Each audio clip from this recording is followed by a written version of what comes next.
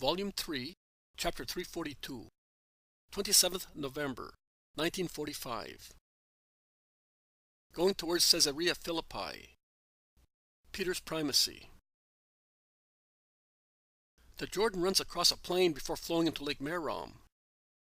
It is a beautiful plain where cereals grow more and more vigorously day by day, and fruit trees blossom. The hills beyond which Kadesh lies are now behind the pilgrims, who are walking fast at daybreak. They appear to be very cold, as they cast keen glances at the rising sun, and they look for it, as soon as its rays shine on meadows and caress leaves. They must have slept out in the open, or, at most, in a stackyard, because their garments are creased and show particles of straw and dry leaves, which they remove as they see them in the light, which is becoming clearer and clearer. The river is detected through its gurgling, which sounds loud in the silent morning in the country, and by the sight of a thick line of trees, the new leaves of which are quivering in the light morning breeze. But it cannot be seen as yet, sunken as it is in the flat plain, although it is swollen by many torrents flowing into it from the eastern hills. When they can see its blue water sparkle through the new greenery on its banks, they are almost on its bank. "Shall we walk along the bank as far as the bridge, or shall we cross the river here?" they asked Jesus, who was alone, pensive, and has now stopped, waiting for them. "See if there is a boat to cross over. It is better to cross here." "Yes, at the bridge, which is just on the road to Caesarea Paneas. We might come across someone who has been sent to follow our footsteps," remarks Bartholomew, frowning, while he looks at Judas. "No, don't look back at me. I did not know that we were coming here, and I have not said anything. It was easy to understand that from Safed, Jesus would go to the sepulchres of the rabbis and to Kadesh. But I would never have thought that he wanted to go as far as Philip's capital. So they know nothing about it.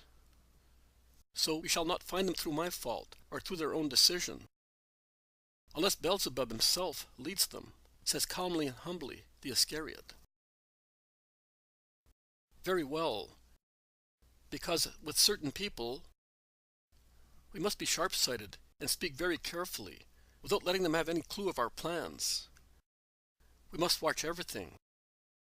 Otherwise, our evangelization will become a perpetual flight," replies Bartholomew. John and Andrew come back. They say, "We found 2 boats. They will take us to the other side for a drachma each boat. Let us go down the embankment." And they cross to the other side in 2 little boats, in 2 trips. There is a fertile plain also on this side, fertile but not thickly populated. Only the local farmers live there. What shall we do for bread? I am hungry. And there are no Philistine ears of corn here. Grass and leaves, leaves and flowers. I am neither a little sheep nor a beast, grumbles Peter to his companions, who smile at his remark. Judas Thaddeus turns round. He was a little ahead, and he says, "We will buy some bread in the next village." "Providing they don't make us flee," concludes James of Zebedee. "You, who say that we have to watch everything, be careful lest you pick up the yeast of the Pharisees and Sadducees. I think that is what you are doing, without considering the wrong you are doing. Be careful, very careful," says Jesus.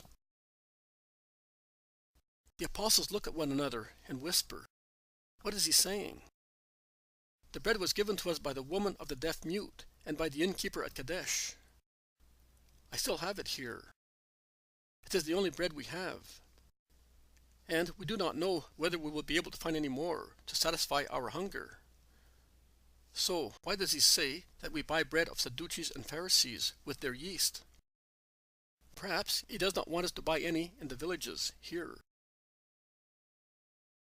Jesus, who once again was ahead of them, all alone, turns round. "Why are you afraid to be left without bread? Even if all the people here were Sadducees and Pharisees, you would not be without bread, because I told you not to buy any. I am not speaking of the yeast which is in bread. So you can buy bread anywhere you like to satisfy your hunger. And if nobody would sell you any, you would not be left without bread just the same. Do you not remember the 5 loaves with which 5,000 people appeased their hunger? Do you not remember that you collected 12 baskets full of the scraps remaining? I could do for you, who are 12 and have 1 loaf, what I did for 5,000 people with 5 loaves. Do you not understand to which yeast I am referring? To the yeast that rises in the hearts of Pharisees, Sadducees, and doctors against me. It is hatred. It is heresy. You are now going towards hatred, as if part of the Pharisaical yeast had entered your hearts. Not even your enemy is to be hated. Not even a very small inlet is to be open to anything that is not of God. After the first element, others opposed to God would enter. Sometimes one perishes or is defeated because one wants to fight enemies with equal weapons. And once you have been defeated, you could, by contact, absorb their doctrine. Be charitable and reserved. You are not yet in a position to oppose such doctrines without being infected, because you have some of their elements as well, and hatred is one of them. I would also warn you that they may change method in order to entice you and take you away from me by being extremely polite, showing that they are repentant and anxious to make peace. You must not avoid them, but when they try to imbue you with their doctrines, you must reject them. That is the yeast to which I was referring. Animosity, which is against love, and false doctrines. I say to you, be prudent. That sign, which the Pharisees asked for yesterday, was it yeast, Master? Asks Thomas. It was yeast and poison. You did the right thing in not giving it to them. But I will give it to them one day. When?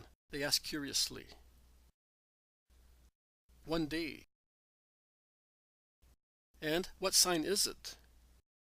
Are you not telling even us, your apostles? So that we may recognize it at once? Asks Peter, who is anxious to know. You should not need a sign. Oh, it is not to be able to believe in you. We have not many ideas as the people have. All we want is to love you, says James of Zebedee passionately. But the people you approach in a simple, friendly way, more than I do, without making them feel uneasy, as I may do, who do they say that I am? Who do they say the Son of Man is? Some say that you are Jesus, that is the Christ, and they are the best. Some say that you are a prophet, some only a rabbi, others, and you know, say that you are mad and possessed. But some call you by the same name that you use, and they say, Son of Man. And some say that that is not possible, because the Son of Man is a different thing. But that is not always a denial, because in actual fact, they acknowledge that you are more than the Son of Man. You are the Son of God. Others, instead, say that you are not even the Son of Man, but a poor man agitated by Satan or deranged by madness. You can thus see that there are many different opinions, says Bartholomew. What is the Son of Man, therefore, according to the people? He is a man in whom there are all the most beautiful virtues of man, a man gifted with all the requisites of intelligence, wisdom, grace, which we think were in Adam, to which some add the gift of not having to die. You know that there is already a rumor that John the Baptist is not dead. They say that he was only carried elsewhere by angels, and that Herod, and above all, Herodias, to prevent people from saying that they had been defeated by God, killed a servant, had him beheaded, and then showed his mutilated body, saying that it was the corpse of the Baptist. People say so many things. So many think that the Son of Man is either Jeremiah, or Elijah, or one of the prophets, or the Baptist, who was gifted with grace and wisdom, and said that he was the precursor of the Christ. Christ, the anointed of God, the Son of Man, a great man, born of man. Some cannot admit, or do not want to admit, that God has sent his Son to the earth. You said so yesterday. Only those will believe who are convinced of the infinite goodness of God. Israel believes more in God's severity than in his goodness, says Bartholomew again. Yes, they feel so undeserving that they consider it impossible that God has been so good as to send his word to save them. The degraded state of their souls is a hindrance to their believing that, confirms the zealot. And he adds, you say that you are the Son of God and of man. In fact, in you there is all grace and wisdom of man. And I really think that he who was born of Adam in the state of grace would have been like you in beauty and intelligence and all virtues. The power of God shines in you. But who can believe that among those who consider themselves gods and judge God by their standards in their infinite pride? Cruel, hateful, greedy, impure as they are, they cannot possibly think that God has gone to such an extreme of kindness as to give himself to redeem them, his love to save them, his generosity to be at their mercy, his purity to sacrifice his life among man.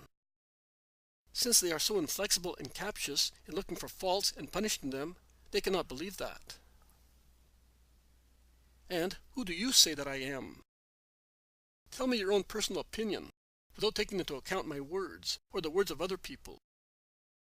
If you were compelled to judge me, who would you say that I am?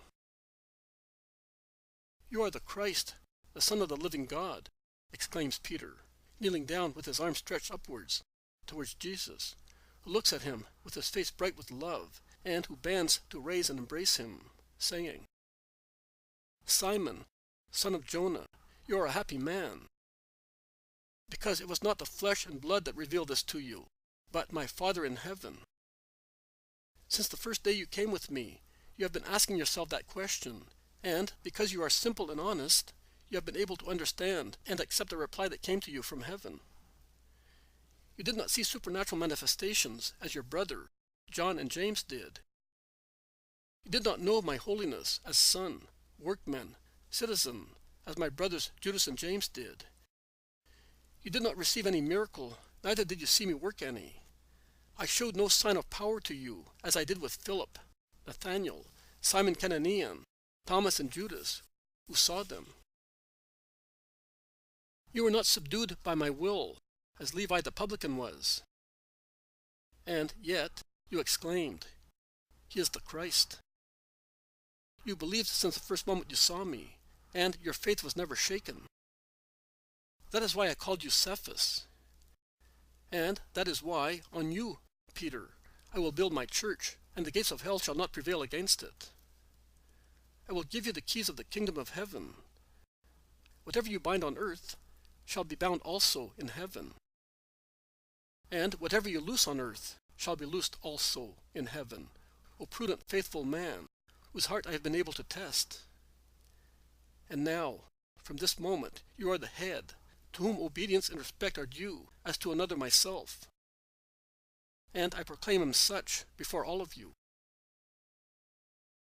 If Jesus had crushed Peter under a hailstorm of reproaches, Peter would not have wept so copiously. He is weeping and is shaken by sobs, with his face on Jesus' chest. His weeping can be compared only to the tears he will shed in his grief for denying Jesus. He now weeps for many good, humble feelings. A little of old Simon, the fisherman of Bethsaida, who had laughed incredulously and facetiously at his brother's first announcement, saying, Of course, the Messiah would appear just to you. A good little of the old Simon crumbles under those tears, and from his vanishing frail human nature, Peter appears, more and more clearly, the pontiff of the Church of Christ. When he raises his shy, embarrassed face, he can make only one gesture to say everything, to promise everything, to strengthen himself completely for his new ministry. He throws his arms around Jesus' neck, compelling him to bend and kiss him. mingling his somewhat bristly grizzled hair and beard with the soft golden hair and beard of Jesus. And he looks at Jesus with his large, loving, imploring, and adoring eyes, still shining and red with tears, holding the Master's ascetic face bent over his own in his rough, large, stumpy hands, as if he were a vase from which a vital liquid flowed. And he drinks kindness, grace, confidence, and strength from Jesus' face, eyes, and smile. They separate at last and resume their journey towards Caesarea Philippi, and Jesus says to everybody, "Peter has spoken the truth. Many guess it. You are aware of it. But for the time being, do not say to anybody who the Christ is, in the full truth known to you. Let God speak to the hearts of people, as he speaks to yours. I solemnly tell you that those who add perfect faith and perfect love to my statements and yours will learn the true meaning of the words Jesus, the Christ, the Word, the Son of Man, and of God."